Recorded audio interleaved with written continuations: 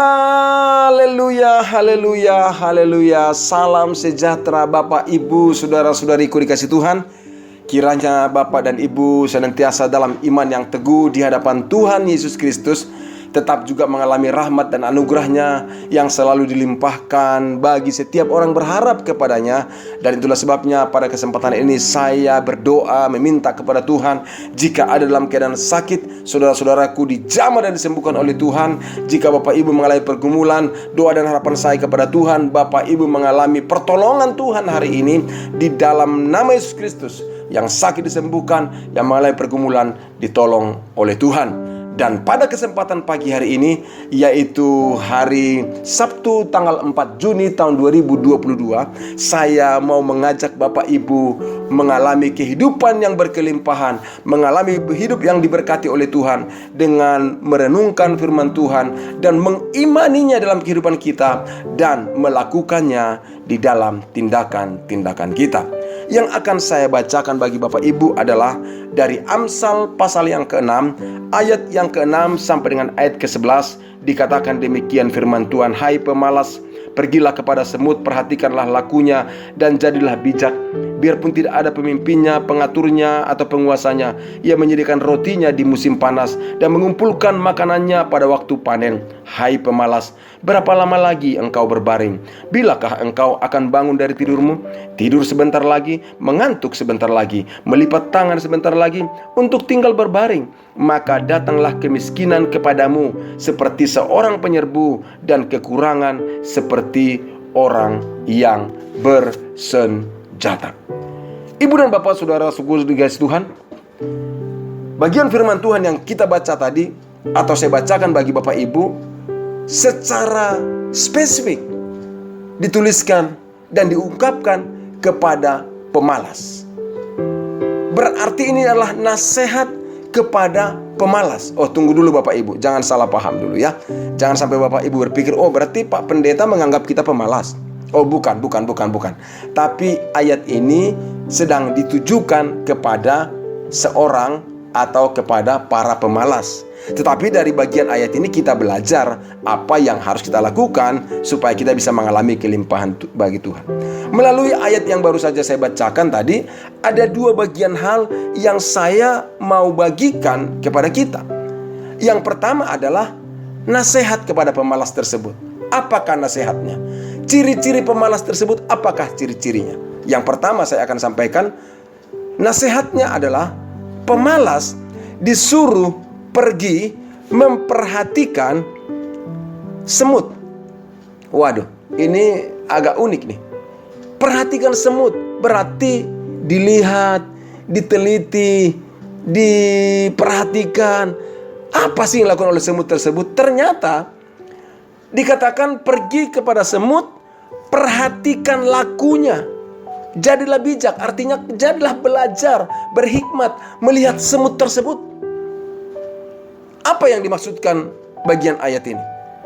Pemalas belajar kepada semut. Semut itu dikatakan bekerja walaupun tak ada pemimpinnya. Itu pemalas akan bekerja pada saat ada pemimpinnya, atau mungkin gak bekerja walaupun ada pemimpinnya. Itu pemalas. Tapi semut tidak ada pemimpinnya, dia bekerja. Bekerja untuk apa? Nah itu bisa kita lihat lagi dalam ayat yang dijelaskan dalam ayat yang ke-8. Menyediakan rotinya pada musim panas, mengumpulkan makanannya pada waktu panen. Nah, pemalas disuruh belajar, disuruh memperhatikan lakunya semut. Semut yang bekerja walaupun tak ada pemimpin, menyediakan rotinya pada musim panas, mengumpulkan makanannya pada waktu panen. Nah, berdasarkan ayat ini, nasihat ini memberikan pelajaran yang sangat penting. Sekali lagi, ini bukan hanya bagi pemalas, tapi bagi setiap kita anak-anak Tuhan, bagi setiap Bapak Ibu yang mendengarkan renungan ini. Pelajarannya adalah bahwa setiap kita harus rajin dan tekun di dalam bekerja. Jangan bermalas-malasan. Bermalas-malasan bukan kehendak Tuhan, tapi kehendak Tuhan adalah rajin dan tekun dalam bekerja. Maka bagi orang pemalas, sampai Tuhan mengajarkan, menasehatkan supaya belajar memperhatikan pola laku kehidupan semut. Waduh, ini kan sebenarnya kurang tepat dong. Tapi bagi orang pemalas, memang itulah yang bisa dilakukan. Belajar kepada semut. Dan hal ini menjelaskan, sekali lagi saya katakan, agar setiap kita menjadi pribadi-pribadi yang rajin dan tekun di dalam bekerja. Tapi bukan hanya rajin dan tekun dalam bekerja, memiliki perencanaan yang baik atas kehidupan kita. Menyediakan dan mengumpulkan, semut aja menyediakan dan mengumpulkan tepat dan tahu musimnya. Musim panas dia menyediakan makanan, roti. Bapak Ibu pernah lihat kalau di rumah misalnya ada ada roti tercecer atau nasi tercecer, ada semut yang mengerubutinya dan diangkat sama mereka tuh. Itu mengapa tidak langsung dimakan? Mengapa mereka angkat? Karena itu mereka mempersiapkan makanan, mengumpulkan makanan mereka, dan waktu panen mereka melakukan itu. Artinya mereka tidak hanya rajin dan tekun bekerja, tapi mereka juga memiliki perencanaan yang baik atas kebutuhan hidup mereka. Waktu panen, waktunya bekerja, mereka bekerja. Tapi kalau nggak musim panen, mereka bisa berada tinggal di sarang-sarangnya dan mereka menikmati makanan ada di sana. Semua sudah tersedia. Iya kan? Berbeda dengan manusia. Kadang-kadang kerja terus tapi nggak ada waktu santai. Tentunya Bapak Ibu, ada waktu bagi kita untuk bersantai, ada waktu untuk istirahat, ada waktu untuk bekerja, ada waktu untuk olahraga, ya kan? Ya perlu juga refreshing. Tetapi Bapak Ibu kasih Tuhan, saya memberitahukan, kalau kita waktunya bekerja dengan rajin. Dan kalau ada kesempatan untuk bekerja dengan rajin. Lakukan saja apa yang bisa dilakukan.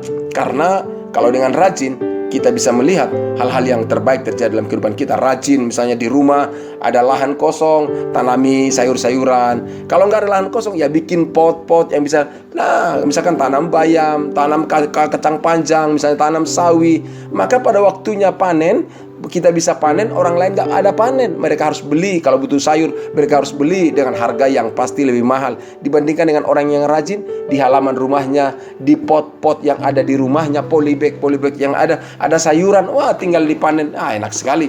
Dan terjamin juga kebersihannya karena di sana tidak ada hal-hal yang lain yang disemprotkan dalam tanaman kita. Dan artinya akan ada hal yang baik. Dan itu harus dilakukan oleh setiap kita, anak-anak Tuhan. Rajin, tekun, memiliki perencanaan yang baik. Nah, yang kedua Bapak Ibu kasih Tuhan, melalui ayat ini juga kita bisa melihat ciri-ciri seorang pemalas. Siapakah pemalas itu? Dikatakan dalam bagian ayat firman Tuhan ini, kalau kita melihat secara perlahan, ayat 9-10 adalah orang yang terus-menerus menunda apa yang harus dikerjakannya. Orang yang menunda apa yang harus dikerjakan bukan karena capek loh ya, bukan karena sibuk, tapi apa yang harus dikerjakan dia tunda-tunda, itu termasuk kategori orang malas.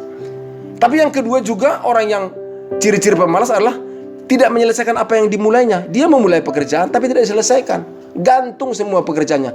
Itu ciri-ciri orang malas. Ciri-ciri yang lain adalah mengikuti jalan yang paling minim, mengalami kesulitan. Jadi mau cari yang gampangan. Orang yang mau cari gampangan itu adalah pemalas. Kalau misalnya, ayo bekerja yuk, aduh capek, aduh itu, maunya gampangan. Itu ciri-ciri pemalas. Tapi yang keempat, ada lagi ciri-ciri pemalas. Banyak keinginan tapi tidak berbuat apa-apa. Nah ini dia, maunya ini, maunya itu, inginnya ini, inginnya itu, tapi tidak berbuat apa-apa. Maunya semua terwujud, semua keinginannya mau tercapai, tapi nggak berbuat apa-apa. Berpangku tangan.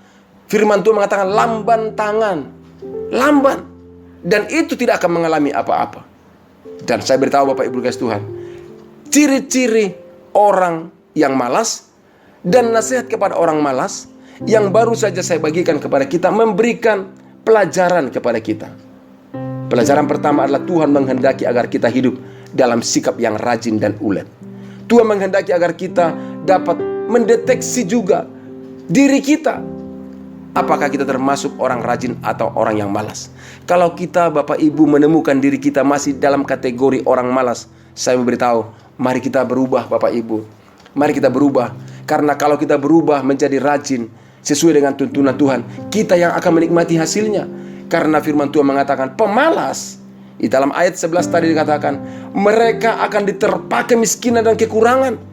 Diterpa seperti penyerbu menerpa, seperti seorang yang bersenjata yang datang menerpa mereka. Kekurangan, kemiskinan akan menerpa orang-orang yang malas. Oh tentu saudara, kalau ada orang kekurangan dan mengalami kemiskinan secara materi, jangan anggap mereka pemalas. Belum tentu. Tapi pemalas pasti kekurangan. Pemalas pasti akan mengalami kemiskinan. Perhatikan, tidak ada itu orang malas. Oh dia malas banget loh, tapi kaya raya. Nggak ada tuh. Tapi orang yang rajin selalu diberikan Tuhan kelimpahan. Dan juga firman Tuhan mengatakan bahwa orang yang rajin itu, baca nanti di Amsal pasal 10, pasal 12, pasal 13, dan banyak hal dijelaskan juga bahwa orang rajin itu mendatangkan kaya. Dan orang rajin itu akan mendatangkan kelimpahan. Itu sebabnya saya sangat yakin kalau kita rajin, kita mengerjakan hal-hal yang seharusnya kita kerjakan sesuai dengan tuntunan Tuhan, saya yakin hidup kita akan mengalami kelimpahan. Karena Tuhan sudah berjanji akan memenuhkan segala keperluan kita, akan memenuhkan segala kebutuhan kita. Tetapi mengapa ada orang yang tidak mengalaminya? Salah satu faktor yang mungkin terjadi adalah karena malas. Malas.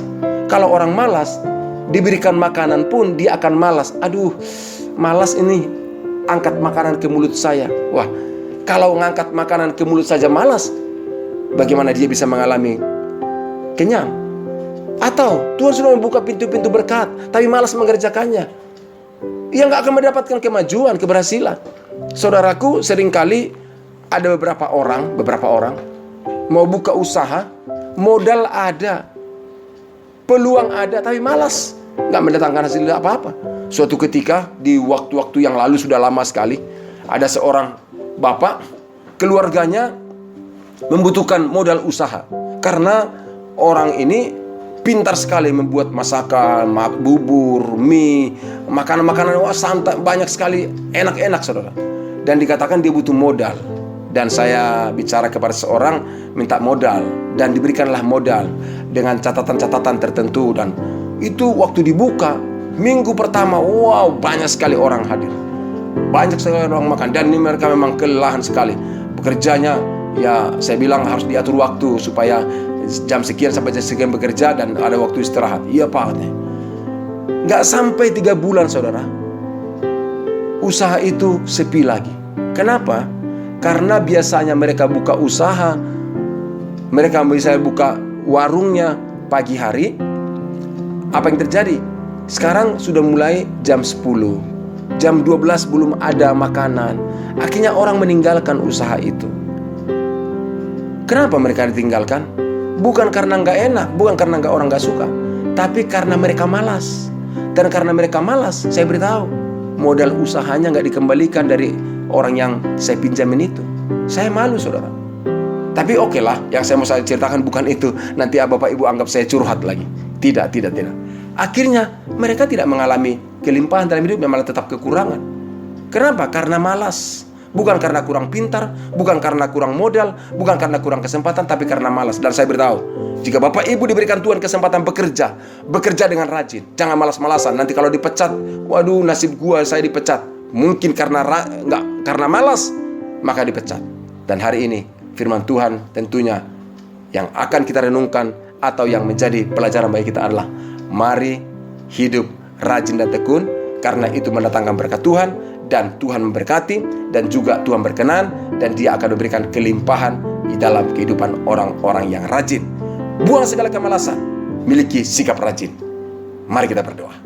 Tuhan, ini hidup kami yang kami syukuri karena rahmat-Mu bagi kami. Dan kami tahu firman Tuhan bicara kepada kami hari ini, supaya jangan menjadi orang yang memiliki ciri-ciri pemalas, tapi menjadi rajin. Karena kerajinan akan mendatangkan kelimpahan, sedangkan kemalasan akan mendatangkan kemiskinan dan kekurangan. Tuhan, aku berdoa, menyerahkan saudara-saudaraku yang mendengarkan renungan ini, jadikan mereka semua menjadi orang-orang yang rajin sesuai dengan tuntunan Tuhan. Berkat, kelimpahan dari Tuhan mengalir dalam kehidupan mereka. Di dalam nama Yesus Kristus, bagi setiap saudara-saudaraku yang mengalami pergumulan, kekurangan, di dalam keadaan yang sakit, Tuhan juga menjamah dan memberkati mereka. Terima kasih Bapa, di dalam Kristus Yesus kami berdoa dan kami mengucap syukur. Haleluya. Amin. Saudaraku, demikianlah renungan dan doa kita pagi hari ini. Jika Bapak Ibu diberkati Tuhan, tuliskan di kolom komentar. Dan jika Bapak Ibu juga ingin saudara-saudara kita diberkati oleh Tuhan, kirimkanlah podcast ini kepada mereka. Dan juga jika Bapak Ibu punya pergumulan dan doa-doa yang butuh dukungan doa dari kami, kirimkan melalui nomor WA di podcast ini. Dan jika Bapak Ibu punya pertanyaan untuk didiskusikan, kirimkanlah juga melalui nomor WA itu. Akan kami jawab sesuai dengan tuntunan Tuhan, sesuai dengan firman Tuhan. Bapak dan Ibu, demikianlah renungan kita. Sekali lagi saya sampaikan, mari kita rajin, jangan malas, jangan lamban, dan Tuhan pasti memberkati kita. Tuhan Yesus memberkati. Amin.